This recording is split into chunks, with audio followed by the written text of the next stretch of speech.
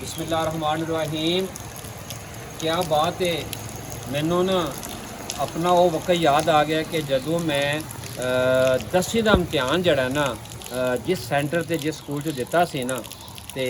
उहदे मैं सामने खड़ोते हैं गवर्नमेंट इस्लामिया हाई स्कूल मलका खारियां गुजरात। मैं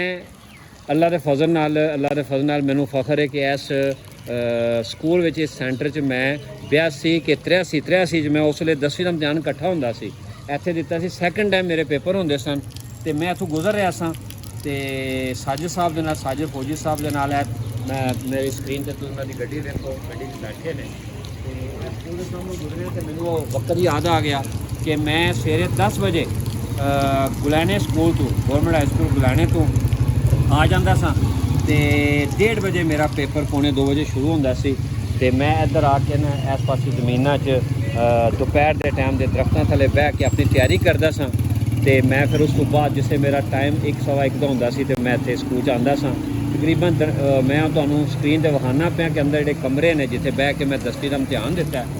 ते बड़े अरसे बाद अज 2026 है ते इत्थों मैं गुजरिया मलके पिंड च आया ते जिथे सेंटर वेख्या तो मैनूं वक्त याद आ गया कि जिहड़ा मैं 10वीं का इम्तिहान दिता है मैं तैयारी की है ते कुछ जिंदगी के ऐसे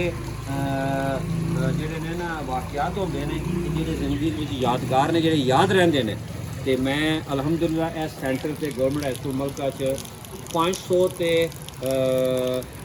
8 नंबर ले सन गालबन 505 नंबर उस वक्त मैं ले सन ते मैं गवर्नमेंट हाई स्कूल गुलाने पढ़दा सा ते इत्थे मैं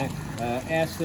सेंटर ने मेरी बेस बनाई। मैं बाद विच फिर पाकिस्तान नेवी चला गया, मैं कॉलेज पढ़िया government sir Syed college Gujarat ते उस तो बाद मैं FSC ते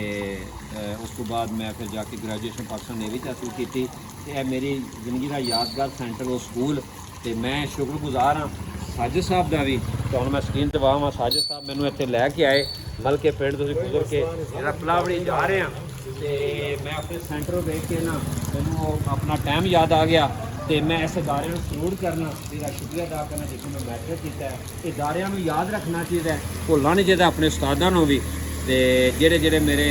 मेरे फॉलोअर ने जिथे जिथे मेरी वीडियो वेख रहे हैं ये मैं अपनी फीलिंग जी शेयर की है ये मेरी यादगार फीलिंग ज़्यादा शेयर करो। अल्लाह।